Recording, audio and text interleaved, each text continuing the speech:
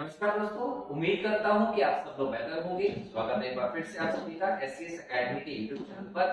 मेरा नाम है पंकज शर्मा और मैं आप लोगों से डिस्कस करता हूं इस क्लास में करंट अफेयर के इंपॉर्टेंट क्वेश्चंस को लेकर और इंपॉर्टेंट टॉपिक्स को लेकर, महत्वपूर्ण चीजों को, महत्वपूर्ण तथ्यों को। ठीक है, तो चलिए शुरू करते हैं आज के इस लेक्चर को, जो विभिन्न प्रतियोगी परीक्षाओं की दृष्टि से महत्वपूर्ण होने वाला है। और आज के इस लेक्चर में आज का पहला प्रश्न है दोस्तों, रक्षा मंत्री राजनाथ सिंह जी ने यूपी के किस शहर में बालिकाओं के लिए पहले सैनिक स्कूल संवित गुरुकुलम का उद्घाटन किया है? तो ध्यान रखिए, इस क्वेश्चन में भी एक क्वेश्चन है क्या कि जो पहला सैनिक स्कूल खुला है बालिकाओं के लिए, इसका नाम क्या है? इसका नाम है संवित गुरुकुलम। ठीक है, और ये कहाँ खोला गया है? मथुरा में खोला गया है, ये आप लोगों को ध्यान रखना है।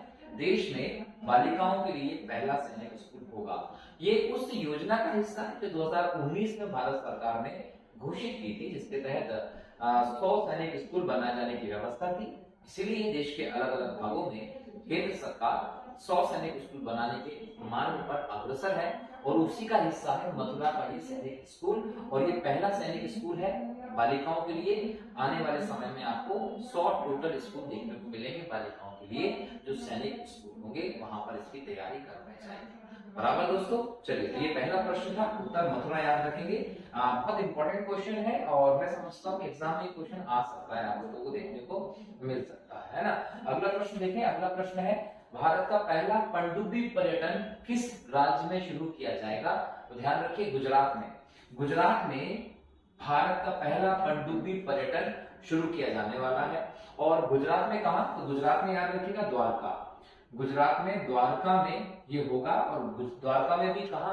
तो ये ध्यान रखिएगा कि भारत का जो पश्चिमी तट है, इस पश्चिमी तट पे गुजरात के क्षेत्र में आपको अलिया बेट और खड़िया बेट आइलैंड्स मिलते हैं। यहाँ पर जो बेट द्वीप है, यहाँ आपको ये पनडुब्बी पर्यटन दिखाई देगा द्वारका में। ठीक है दोस्तों, एक इंपॉर्टेंट योजना है भारत सरकार की, जो पानी के क्षेत्र में इस पर्यटन की व्यवस्था को बढ़ावा देने के लिए उठाए गए इंपॉर्टेंट कदम के तौर पर आप देख सकते हैं। एग्जाम में अगर पूछेगा पनडुब्बी पर्यटन किस राज्य में शुरू हो रहा है, तो सीधे से उत्तर लगा दीजिएगा गुजरात में, है ना। तीसरा प्रश्न है, संयुक्त राष्ट्र सुरक्षा परिषद द्वारा अफगानिस्तान में शांति के लिए किसे विशेष दूत बनाया गया है? तो यहाँ ध्यान रखिएगा, हामिद करजई, जो अफगानिस्तान के पूर्व राष्ट्रपति रहे। जैसा कि हम लोग जानते हैं कि 2021 का वो समय था कोरोना के बाद, जब अफगानिस्तान की व्यवस्था में तख्ता पलट देखने को मिलता है। तालिबान ने यहाँ की सरकार को बर्खास्त कर दिया, हटा दिया। उसके कारण जो हामिद करजई थे, इनको अपनी संपत्ति पैसा वैसा लेकर दूसरे देश में भागना पड़ा था। और तालिबान का शासन जो है अफगानिस्तान में अभी वर्तमान में मौजूद है। और तालिबान सब लोग जानते हैं कि आतंकवादी संगठन है। तो अफगानिस्तान एक ऐसा देश हो गया है जिसमें आतंकवादी संगठन जो है वो रूल कर रहे हैं। और अफगानिस्तान जो है, इसी में शांति के लिए जो दूत बनाया जाता है संयुक्त राष्ट्र सुरक्षा परिषद के द्वारा, तो संयुक्त राष्ट्र के दूत के तौर पर हामिद करजई को घोषित किया गया, ये ध्यान रखिएगा। सुरक्षा परिषद क्या है दोस्तों? तो सुरक्षा परिषद संयुक्त राष्ट्र का एक इंपॉर्टेंट अंग है, जिसमें 5 स्थायी सदस्य होते हैं और 10 अस्थायी सदस्य इसमें शामिल किया जाता है। तो इन सदस्यों ने मिलकर, लगभग 13 सदस्यों ने मिलकर हामिद करजई जो अफगानिस्तान के पूर्व राष्ट्रपति थे, इनको शांति दूत के तौर पर स्थापित करने की बात पर मुहर लगाया। ठीक है, चलिए अगला प्रश्न है, Scottish junior open squash under 19 का टाइटल किस खिलाड़ी ने जीता है? तो अनाहत सिंह वो खिलाड़ी हैं जिन्होंने इस टाइटल को जीता है दोस्तों। पांचवा प्रश्न है, अग्निशमन सेवा, नागरिक सुरक्षा, होमगार्ड के महानिदेशक के रूप में किसे नियुक्त किया गया है? तो विवेक श्रीवास्तव जी को दोस्तों भारत में इस पद पर नियुक्त किया गया है। अगला प्रश्न है, किसे हाल ही में नौसेना में चीफ ऑफ मटेरियल का पदभार ग्रहण किया है? तो किरण देशमुख है जिन्होंने चीफ ऑफ मटेरियल का पदभार ग्रहण किया है भारतीय नौसेना में, है ना। अगला प्रश्न है, skin care brand Nivea India ने किसे अपना नया प्रबंधन निदेशक नियुक्त किया है?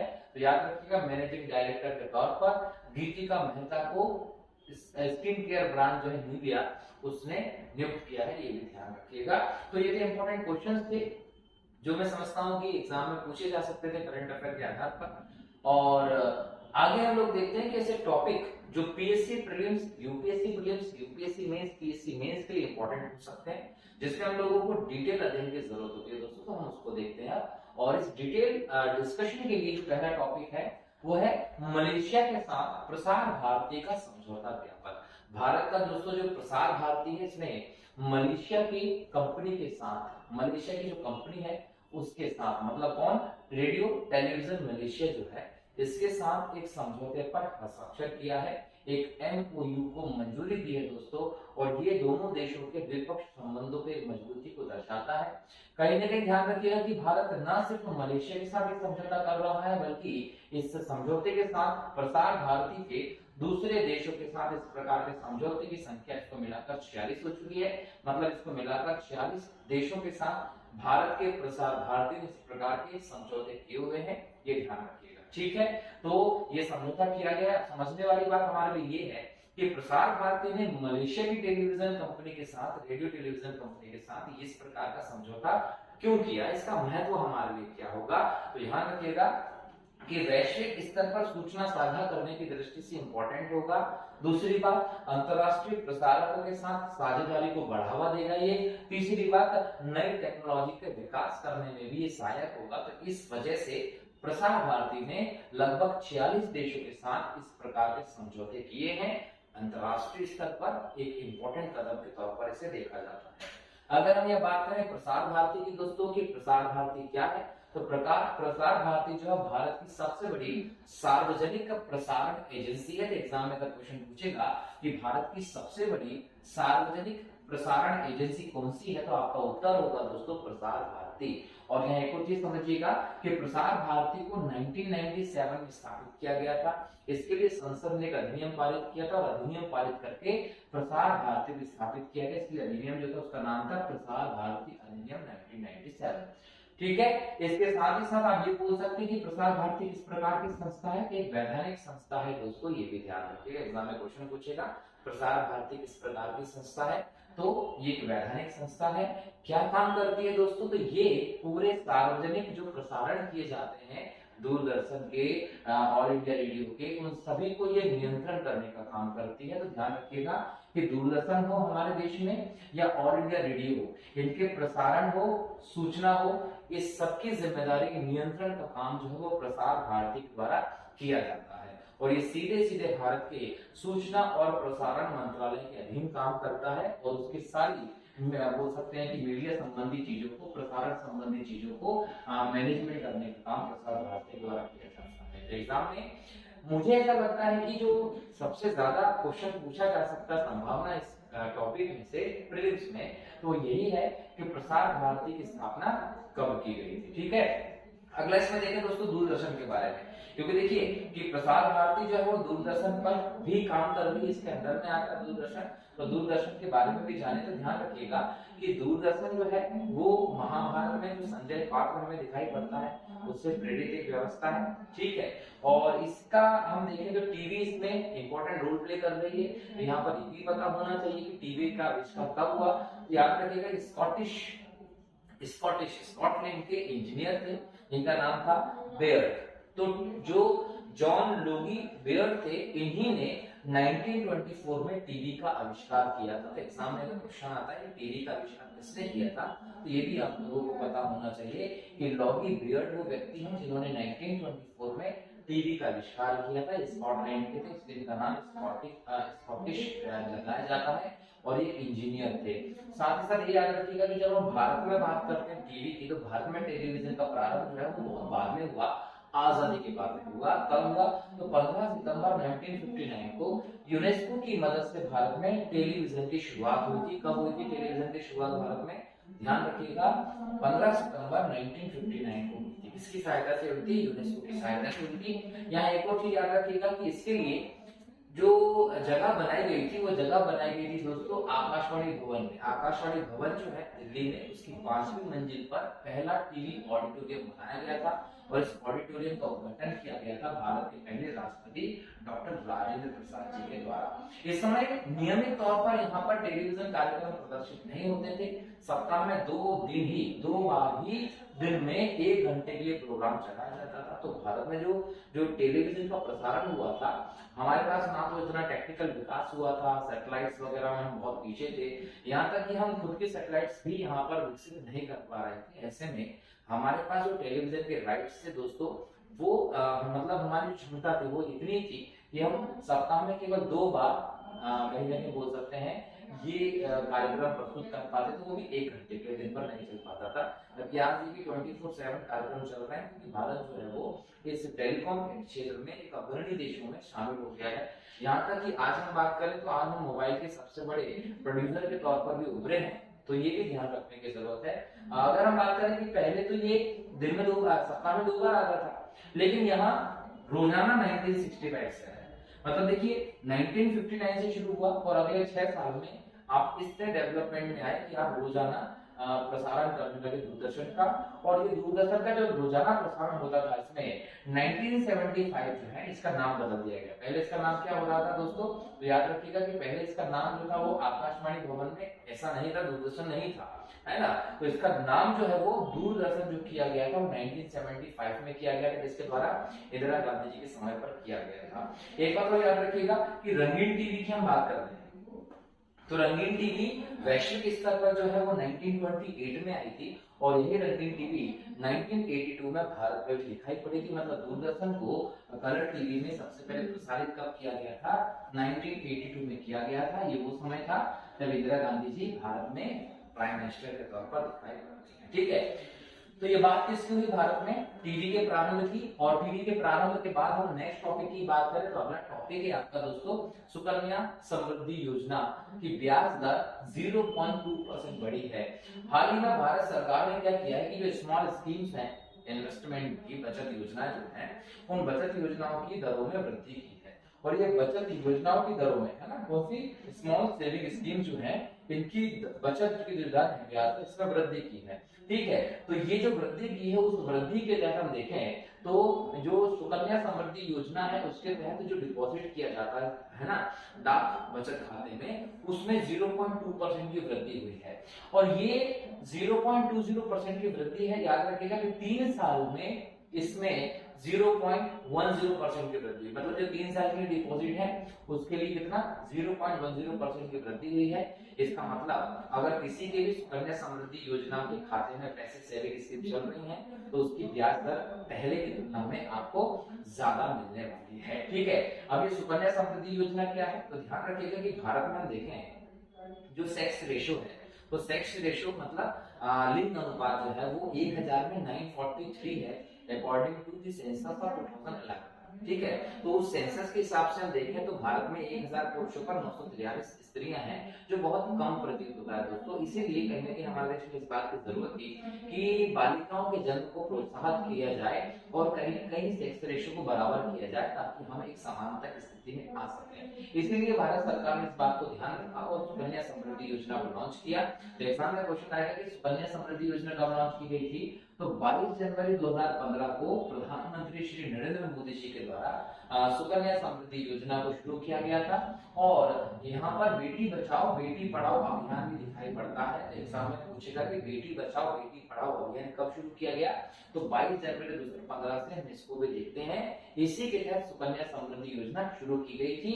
और ये जो है इसके अंदर एक डाक बचत खाता होता है दोस्तों, जिसके अंतर्गत आप लॉन्ग टर्म के लिए पैसे सेव कर सकते हैं।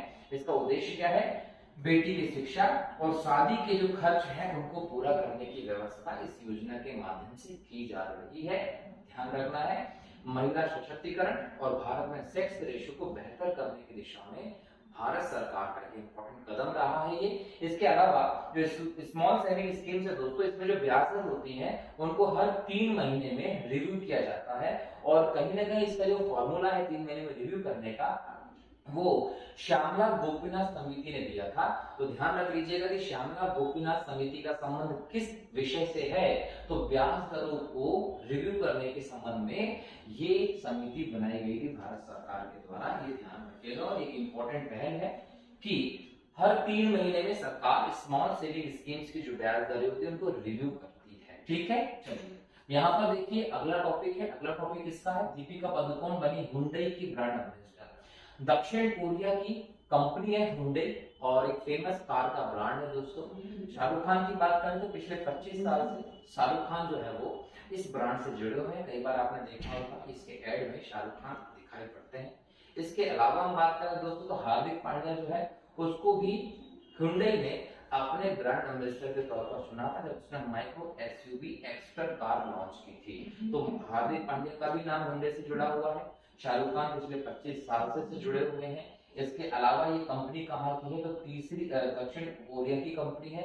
विश्व की तीसरी बड़ी ग्लोबल मार्केट वाली कंपनी है, ये ध्यान रखना है भारत में।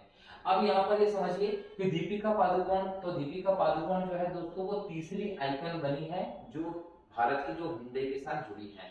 शाहरुख खान भी रहे हैं, हार्दिक पांड्या भी रहे हैं, और अब दीपिका पादुकोण को इसने अपना ब्रांड एम्बेसडर बनाया है। तो एग्जाम में क्वेश्चन आया तो बता दीजिएगा। इसके अलावा जो टेक्नो स्मार्टफोन कंपनी है उसकी ब्रांड एम्बेसडर भी दीपिका पादुकोण को बनाया गया, तो ये भी याद रखिएगा, ठीक है।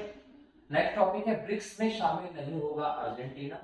ये एक अलग खबर आई है दोस्तों। पिछली बार जब ब्रिक्स का सम्मेलन हम लोग देख रहे थे उसमें एक इंसिडेंट बहुत ज्यादा फेमस भी हुआ था कि सम्मेलन के दौरान नरेंद्र मोदी जी जब स्टेज पे गए फोटो सेशन के लिए, तो फोटो सेशन से पहले विभिन्न देशों के राष्ट्राध्यक्षों को कहाँ खड़ा होना है, किस क्रम में खड़ा होना है, उसके लिए उस राष्ट्र का फ्लैग जो होता है चिन्ह के लिए वहां पर रख दिया जाता है। नरेंद्र मोदी जी जब गए तो उन्होंने देखा कि तिरंगा नीचे है, हालांकि वो सिंबॉलिक रूप में वहां पर रखा गया था कि नरेंद्र मोदी जी को इस स्थान पर खड़ा होना है, भारत के लिए स्थान चुने गए थे खड़े रहने के लिए। तो मोदी जी जब गए तो अपने स्थान पर पहुंचते मोदी जी तिरंगे को बाइज्जत उठाया और अपने जेब में रख लिया। तो एक कहीं ना कहीं देश के प्रति, देश के राष्ट्रध्वज के प्रति सम्मान का एक जो उच्च स्तर है वो हमें वहां पर देखने को मिलता है मोदी जी के माध्यम से। क्लियर, हमें देश के नागरिक होने के नाते राष्ट्रध्वज हर एक राष्ट्रपति का हृदय से बहुत ज्यादा आदर करने की जरूरत है, क्योंकि हमारे राष्ट्र ही हमारी पहचान के तौर पर हम देखते हैं, ठीक है। तो ब्रिक्स उस समय बहुत ज्यादा फेमस था, लेकिन उस समय एक निर्णय लिया गया था कि ब्रिक्स का विस्तार किया जाएगा, और ब्रिक्स का जो विस्तार किया जा रहा था उस विस्तार में इसमें 6 नए देशों को जोड़ने की बात की गई थी। अब 6 नए देशों को जोड़ने की बात की गई थी।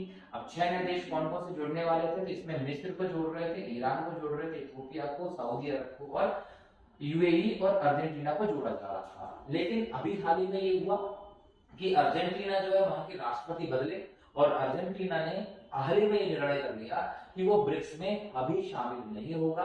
अभी शामिल नहीं होगा अर्जेंटीना, इसका मतलब 6 राष्ट्र जुड़ने वाले थे, अब 5 ही जुड़ेंगे, ये आप लोगों को ध्यान रखना है, ठीक है।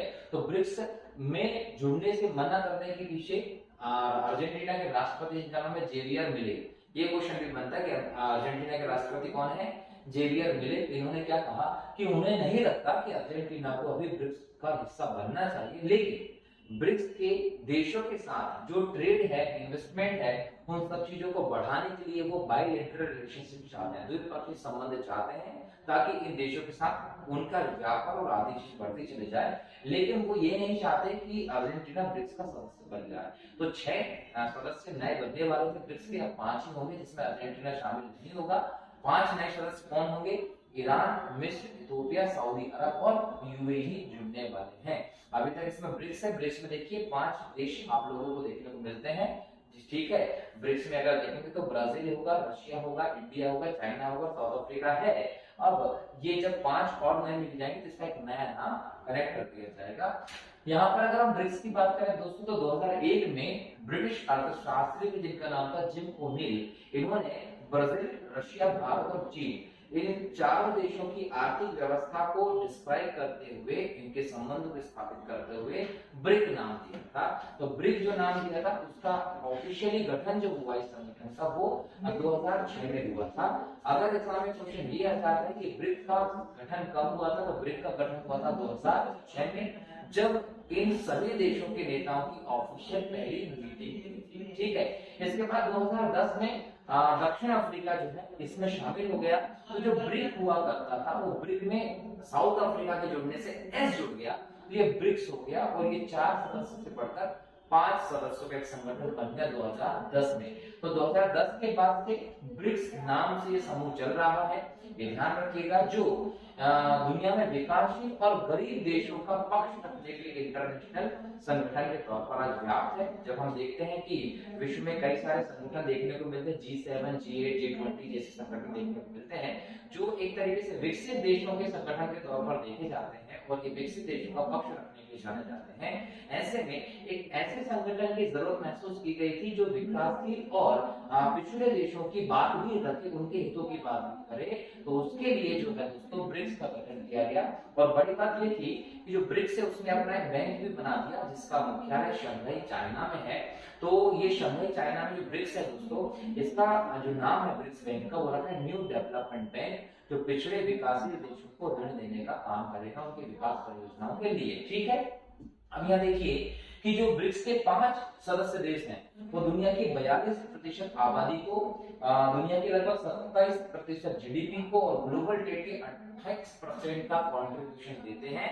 ये बहुत बड़ा हिस्सा है दोस्तों।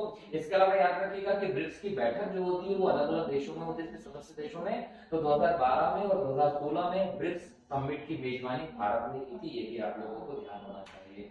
अगला टॉपिक है नौसेना अफसरों के कंधों पर शिवाजी की राजमुद्रा का बैज होगा। दोस्तों बैज जो कंधे पे लगता है, अभी तक जो बैज लगता था दोस्तों ब्रिटिश के समय की गठित नौसेना के गुलामी की निशानी माना जाता था, ब्रिटिश चीज का निशानी माना जाता था। और जैसा कि आप देख रहे हैं कि भारत सरकार ने जो भी ऐसी देश की व्यवस्थाएं थी जिससे कि हम लोगों को ये पता चलता था या जो इस चीज को शो करती थी कि भारत कभी न कभी ब्रिटिश का गुलाम रहा है, तो गुलामी की उन समस्त निशानियों को भारत सरकार धीरे धीरे करके हटाती जा रही है।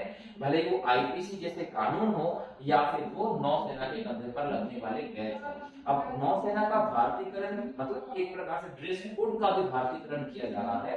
और इसमें इस बात पे इंपॉर्टेंस दी गई कि जब हम नौसेना की बात करते हैं ना, तो शिवाजी महाराज की जो नौसेना थी वो सबसे उत्तम नौसेना के तौर पर जानी जाती थी। तो उसी नौसेना में शिवाजी महाराज की जो राजमुद्रा थी उसको हमारी इस नौसेना में जगह दी गई है। तो याद रखिएगा कि भारत की नौसेना का जो बैज है कंधे पे लगता है, वो बैज भारत की नौसेना का जो बैज है वो अब शिवाजी महाराज की राजमुद्रा से इंस्पायर करके लगा है। ठीक है, अगला टॉपिक है श्रेष्ठ योजना। श्रेष्ठ योजना दोस्तों भारत का जो सामाजिक न्याय और अधिकारिता मंत्रालय उसके द्वारा शुरू की गई। तो एग्जाम में अगर क्वेश्चन आ जाए कि श्रेष्ठ योजना किसके द्वारा शुरू की गई है, तो भारत के सामाजिक न्याय और अधिकारिता मंत्रालय के द्वारा शुरू की गई है। इसका टारगेट क्या है दोस्तों, तो याद रखिएगा कि हाई स्कूल में छात्रों के लिए आवासीय शिक्षा योजना, आवासीय शिक्षा योजना के तौर पर इसे शुरू किया गया है। तो ये क्या है, इसका संबंध है हाई स्कूल के आवासीय शिक्षा योजना से इसका संबंध है। ठीक है, इसकी विशेषता क्या है दोस्तों, याद रखिएगा कि निजी आवासीय विश्वविद्यालयों में, निजी आवासीय विद्यालयों में जो बच्चों को उच्च गुणवत्ता की शिक्षा प्राप्त करके अनुसूचित जाति के लोगों की सामाजिक आर्थिक स्थिति का उत्थान करना है। इसका मतलब ये अनुसूचित जाति एसटी के लोगों को, बच्चों को टारगेट करते हुए दिखाई पड़ रही योजना। इसके अलावा सीबीएसई से जो भी स्कूल संबद्ध है उनमें 9वीं और 11वीं कक्षा में प्रवेश दिया जाएगा। ये भी इंपॉर्टेंट बात हो रही है। इस बच्चों को पात्रता क्या होगी, एससी वर्ग के जो भी छात्र हैं जो 2021-22 में 8वीं 10वीं कक्षा में पढ़ रहे हैं वो इस योजना के लिए पात्र होंगे। इसके अलावा 2.5 लाख रुपए तक की वार्षिक आय वाले परिवार जो होंगे उन्हीं के बच्चे जो होंगे, छात्र जो होंगे, उन्हीं को इसके तहत शामिल किया जाएगा। तो ये श्रेष्ठ योजना थी जो विशेष तौर पर अनुसूचित जाति के छात्रों के विकास के, उनके उत्थान के लिए शुरू की जा रही है केंद्र सरकार के द्वारा। अगला टॉपिक है बैंकों के सकल गैर निष्पादित परिसंपत्ति में 3.2% की गिरावट। दोस्तों reserve bank of India RBI ने हाल ही में एक रिपोर्ट प्रस्तुत की। उस रिपोर्ट के अनुसार जो वाणिज्यिक बैंक है हमारे देश की, उनकी जो एनपीए है, सकल निष्पादित परिसंपत्ति जिसको आप कहते हैं, हम जिसको एनपीए दे सकते हैं, इसमें गिरावट आई है। जो मार्च 2023 के अंत में 3.9% थी, अब वो 3.2% तक देखने को मिल रही है नवीनतम डेटा के अनुसार। इसका कारण है दोस्तों बट्टे खाते में डालना, उन्नयन और वसूली। हम इसमें इंपॉर्टेंट ले सकते हैं कि इसमें उन्नयन और वसूली इंपॉर्टेंट फैक्टर रहे, क्योंकि इस प्रकार से एनपीए की वसूली की गई है सरकार के इन बैंकों के द्वारा कि बैंक में जो पैसा डूबता जा रहा था उसकी रिकवरी के कारण आपकी संपत्ति कम होती जा रही है, मतलब जो डूबने वाली थी। ठीक है, अब ये समझना है कि एनपीए क्या है। दोस्तों एनपीए को आप बोल सकते हैं कि गैर निष्पादित संपत्ति है जब कोई भी बैंक के लिए आय उत्पन्न करना बंद कर देती है। मतलब बैंक जो होती है वो कोई भी किसी को लोन देती है, कोई भी प्रकार का इन्वेस्टमेंट करती है और उस इन्वेस्टमेंट से बैंक को आय होना जब बंद हो जाए तो वो गैर निष्पादित संपत्ति हो जाती है। एक प्रकार से हम इसको ये बोल सकते हैं कि बैंकों के द्वारा किया गया ऐसा इन्वेस्टमेंट या दिया गया ऐसा पैसा जो उसके पास कभी वापस लौट के नहीं आने वाला, ना तो उसका ब्याज आने वाला ना मूल आने वाला, ऐसी जो संपत्ति है वो एनपीए होती है। ठीक है, तो इस प्रकार की डूबन की संपत्ति जो है वो पहले बहुत ज्यादा होती थी टोटल वैल्यूएशन की तुलना में, अब वो घटते घटते 3.2% रह गई है। क्यों? क्योंकि इस प्रकार के रिकवरी के काम किए जा रहे हैं और उन्नयन का काम किया जा रहा है, जिससे भी वसूली की जाती है ना उसको उस प्रकार से मौके दिए जा रहे हैं कि आप इस पैसे को जैसे न जैसे करके वापस कर दें। ठीक है, ठीक है, इंपॉर्टेंट कदम है ये। इसके अलावा अगला है टॉपिक है दोस्तों अयोध्या की परिवर्तनकारी परियोजना है। याद रखिएगा कि अयोध्या में जो रेलवे जंक्शन है उसका नाम भी अयोध्या धाम कर दिया गया है। अयोध्या जंक्शन से अयोध्या धाम रेलवे स्टेशन का नाम हो गया है। उसी प्रकार से यहाँ पर नया हवाई अड्डा भी बनाया गया है ताकि यहाँ पर अंतर्राष्ट्रीय और राष्ट्रीय स्तर की अलग अलग जो फ्लाइट्स होंगी उससे लोग दर्शन के लिए आ सके। निस्संदेह जो भी परिवर्तन हो रहा है, डेवलपमेंट किए जा रहे हैं, वो इस पर्टिकुलर क्षेत्र के डेवलपमेंट के लिए बहुत इंपॉर्टेंट होंगे और भारत की इकोनॉमी के लिए भी बहुत इंपॉर्टेंट परिवर्तन ये होने वाले हैं, ये याद रखिएगा। इसी सभी परिवर्तनों में अयोध्या में एक नया हवाई अड्डा जो है वो बना है, जिसका उद्घाटन हाल ही में प्रधानमंत्री श्री नरेंद्र मोदी जी ने किया है। इस नए हवाई अड्डे का नाम दोस्तों महर्षि वाल्मीकि अंतरराष्ट्रीय हवाई अड्डा रखा गया है। महर्षि वाल्मीकि के नाम पर ही हवाई अड्डा रखा गया दोस्तों। ये महर्षि वाल्मीकि दोस्तों बहुत फेमस रहे हैं, किस बात से रहे हैं तो आप सब जानते हैं। रामायण जो है जिसकी मूल जो कृति है वो वाल्मीकि द्वारा ही लिखी गई है, ये याद रखिएगा। रामचरितमानस तुलसीदास जी की है। इसके अलावा जो दूसरे संस्करण लिखे गए वो सब अलग है, लेकिन मूल रामायण जो है वो वाल्मीकि जी द्वारा लिखी गई है। इनको आदि कवि या प्रथम कवि के नाम से भी जाना जाता है, ये ध्यान रखेंगे। ठीक है, तो भारत के प्रतिष्ठित महाकाव्य रामायण की रचना किसने की थी? वाल्मीकि जी ने की थी। अगला टॉपिक है 16वें वित्त आयोग का गठन। भारत सरकार ने हाल ही में 16वें वित्त आयोग का गठन किया है। याद रखिएगा वित्त आयोग जो है एक संवैधानिक संस्था है। भारतीय संविधान के अनुच्छेद 280 के क्लॉज 1 में वित्त आयोग के गठन की बात की गई है। कहा गया है कि भारत के राष्ट्रपति जी के द्वारा हर 5 वर्ष में वित्त आयोग का गठन किया जाएगा। समय समय पर वित्त आयोग का गठन किया गया है। इस बार 5वां वित्त आयोग जो है वो गठित किया गया है, याद रखिएगा। और ये 5वां वित्त आयोग जो गठित किया गया है दोस्तों वो बोल सकते हैं नीति आयोग के पूर्व उपाध्यक्ष रहे, कोलंबिया विश्वविद्यालय के प्रोफेसर रहे अरविंद पनगड़िया जी की अध्यक्षता में हुआ है। तो एग्जाम में क्वेश्चन आएगा कि वित्त आयोग जो है 16वां वित्त आयोग किसकी अध्यक्षता में गठित किया गया है? तो अरविंद पनगड़िया जी 16वें वित्त आयोग के अध्यक्ष हैं। याद रखिएगा कि जो वित्त आयोग होता है वो क्यों गठित किया जाता है, तो ध्यान रखना है कि इंपॉर्टेंट मुद्दों पर बोल सकते हैं कि विचार विमर्श करने के लिए, सरकार को राय देने के लिए, साथ ही साथ केंद्र और राज्यों के बीच में जो संपत्ति है, आय है, उसका वितरण करने के लिए भी वित्त आयोग का गठन किया जाता है। एक संवैधानिक संस्था है ये जो वित्त आयोग बनाया जा रहा है अभी, इस वित्त आयोग को आपदा प्रबंधन अधिनियम 2005 के तहत आपदा प्रबंधन वित्त पोषण व्यवस्था की समीक्षा करने का भी काम सौंपा गया है और 31 अक्टूबर 2025 तक इन सब पर ये समीक्षा करके अपनी रिपोर्ट केंद्र सरकार को देगा, जिसके आधार पर आगे काम किया जाएगा दोस्तों। तो 16वें वित्त आयोग के अध्यक्ष कौन है? अरविंद पनगड़िया जी। ठीक, अगला टॉपिक है भारत में बाघों की मृत्यु। दोस्तों पिछला जो मैंने करंट अफेयर का लेक्चर लिया था, 12वां लेक्चर, उसमें मैंने वाल्मीकि टाइगर रिजर्व जो है बिहार में, उसके बारे में बात की थी। उसमें टाइगरों की संख्या जो है वो बड़ी है। 31 टाइगर होते थे 2018 में वाल्मीकि टाइगर रिजर्व बिहार में, जो अब बढ़कर 54 हो चुके हैं। डिटेल में मैंने प्रोजेक्ट टाइगर और बाकी सब चीजों के ऊपर डिस्कशन किया। आज फिर टाइगर का मुद्दा करंट अफेयर में चर्चा में रहा। क्यों रहा? क्योंकि हाल ही में देखा गया कि रिपोर्ट निकली, रिपोर्ट में बताया गया कि 2023 के वर्ष में भारत में बाघ संरक्षण की जो स्थिति बहुत चिंताजनक है। चिंताजनक क्यों है? क्योंकि भारत में इस बीच 2023 में 204 बाघों की मृत्यु हुई है और बाघों की मृत्यु कहीं ना कहीं प्रोजेक्ट टाइगर के तहत किए जा रहे कामों, एनटीसीए के कामों आदि पर क्वेश्चन मार्क लगाती है। किस प्रकार की व्यवस्था कर रहे हैं? एक साल में 204 बाघ मर जाना ये बहुत बड़ी बात है। तो यहाँ पर बोला गया कि मृत्यु की स्थिति क्या है, तो बोला गया कि महाराष्ट्र जो है यहाँ पर सबसे ज्यादा 52 बाघ मरे। ठीक है, मध्य प्रदेश जहाँ भारत में सबसे ज्यादा बाघ हैं, वहां बाघों की मृत्यु 45 हुई है। मतलब मध्य प्रदेश में दूसरे सबसे ज्यादा बाघ मरे हैं 45। अगर हम बाघों की गणना की बात करें तो एनटीसीए हर 4 साल में बाघ गणना रिपोर्ट देता है। 2006 में पहली बार उसने रिपोर्ट दी थी और 2022 में देखिए इसकी लेटेस्ट रिपोर्ट आई है। 2018 और 2022 की रिपोर्ट में अगर हम तुलना करें तो 2018 में 2967 बाघ थे, जो 200 संख्या बढ़ी है, और 3167 बाघ जो है वो आपको दिखाई पड़ते हैं 2022 की गणना के हिसाब से।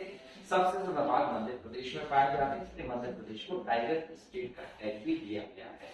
इसके अलावा हम देखें दोस्तों तो ये मौतें क्यों हुई है बाघों की, तो इसमें सड़क दुर्घटना एक कारण रहा है, मानव और वन्य जीवों का संघर्ष जो है वो एक इम्पोर्टेंट कारक रहा है। इन सब कारणों के अलावा हम देखें दोस्तों तो कहीं ना कहीं बाघों के बीच आपसी संघर्ष भी इन मौतों का इम्पोर्टेंट कारण के तौर पर देखा जा रहा है, तो ये सब आप लोगों को ध्यान रखना है।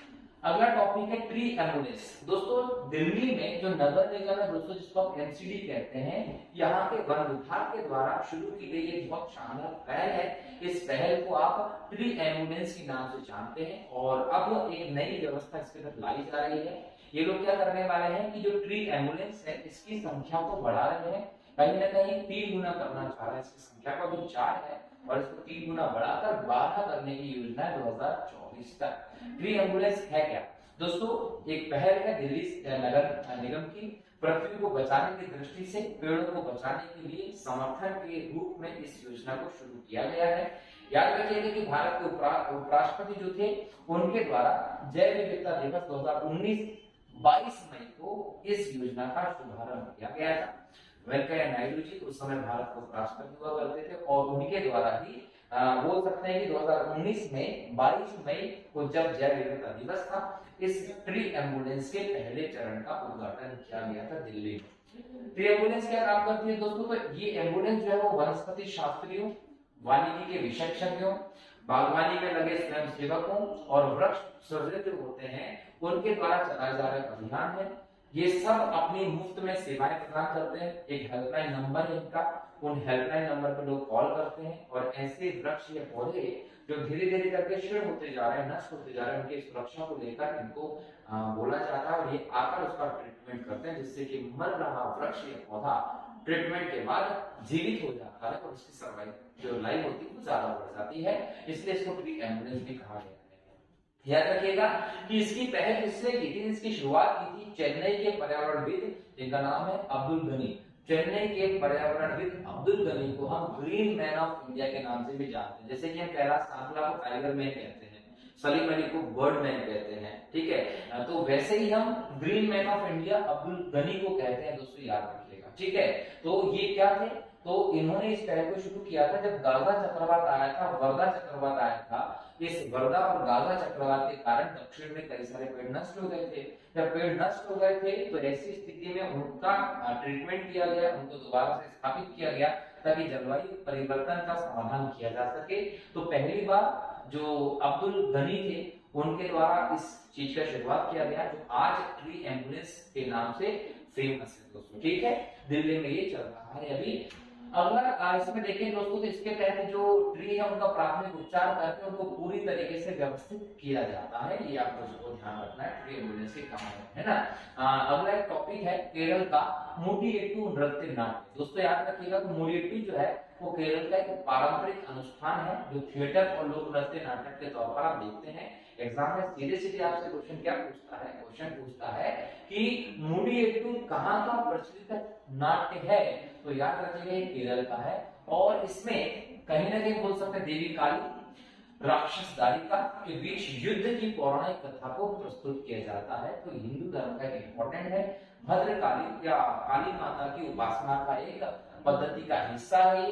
कब होता है ये? फरवरी और मई के बीच में काली माता के मंदिर में इसका आयोजन होता है, जब फसल की कटाई हो जाती है। तो यहाँ पर याद रखिए कि मराठ और कुरुपू समुदाय जो है, इस समुदाय के लोग इसका प्रदर्शन करते हैं, जो चेहरे पर अलग अलग कलर के रंग लगाते हैं, और कहीं ना कहीं बोल सकते हैं कि रंगीन टोपी जैसी बड़ी बड़ी पोशाकें भी धारण करते हैं। इसमें शिव जी, नारद हो, दारिका हो, काली हो, दानवेंद्र हो, कोई चादर हो, कूली जैसे विभिन्न पात्र जो है उनको शामिल किया जाता है, ये ध्यान रखिएगा, ठीक है। मुडियट्टू जो है दोस्तों इसको 2010 में यूनेस्को की अमूर्त सांस्कृतिक विरासत की सूची में भी शामिल किया गया है, ये ध्यान रखिएगा, ठीक। अगला टॉपिक है अंटार्कटिक परिध्रुवीय धारा, एसीसी। याद रखिए, ये जो आर्कटिक परिध्रुवीय धारा है, ये दुनिया की सबसे तेज चलने वाली समुद्री धारा है। एग्जाम में क्वेश्चन पूछता है दुनिया की सबसे तेज प्रवाहित होने वाली समुद्री धारा कौन सी है, तो अंटार्कटिक की परिध्रुवीय धारा जो है, अंटार्कटिक के सब पोलर जोन पे जो धारा बहती है, जलधारा, वो दुनिया की सबसे तीव्र समुद्री धारा है, ध्यान रखिएगा। और हाल ही में वैज्ञानिकों ने शोध किया है कि अंटार्कटिका की इस धारा के नीचे एक प्राचीन पर्वत श्रृंखला छिपी हुई है, इसकी खोज की जा चुकी है, ये ध्यान रखिएगा। ये जो धारा है, ये अंटार्कटिका के निकट पश्चिम से पूर्वी की ओर बहती है, अटलांटिक को, हिंद महासागर हो, प्रशांत महासागर को आपस में जोड़ती है। और ये भी ध्यान रखिएगा कि जल धाराओं में एकमात्र धारा है जो संपूर्ण विश्व के महासागरों में प्रवाहित होती है। ठीक है, तो ये अंटार्कटिक की परिध्रुवीय धारा है, इसको आप लोगों को ध्यान रखना है। ठीक, इस प्रकार से हमने दोस्तों आज के इस लेक्चर में कई इंपॉर्टेंट टॉपिक्स को देखा। ये बहुत इंपॉर्टेंट लेक्चर रहा क्योंकि इसमें बहुत सारी अच्छी टॉपिक्स रहे जो एग्जाम की दृष्टि से इंपॉर्टेंट है। आशा करता हूँ कि आप लोगों को समझ आया होगा। इसी प्रकार से करंट अफेयर के हमारे इस लेक्चर को देखते रहिए, और हाँ, आप जब लेक्चर देखते हैं तो लेक्चर को अपने दोस्तों के साथ शेयर कीजिए, लाइक और कमेंट करना मत भूलिएगा दोस्तों। जिन लोगों ने चैनल को सब्सक्राइब नहीं किया, प्लीज चैनल को सब्सक्राइब करके बेल आइकन को क्लिक कर दीजिए। बहुत बहुत धन्यवाद।